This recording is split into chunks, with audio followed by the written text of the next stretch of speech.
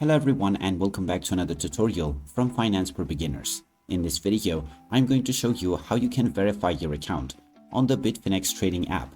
So let's get started right away. First of all, open up the Bitfinex app on your device. And once you are logged in, you will be taken into the trade page. From here, in order to verify your account, tap on the account option at the bottom right corner. Then you can tap on verification at the top. Once you tap on this button, you will be taken into the web page version of Bitfinex.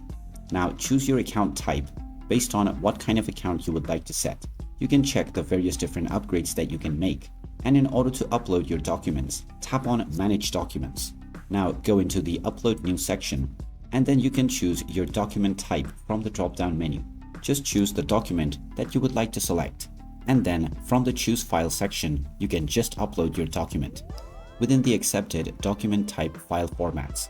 After choosing your file, tap on the Upload button, which will now upload your document to your My Documents section. Once all of your documents have been uploaded, you can tap on the Upgrade option, choosing the kind of upgrade that you would like to make.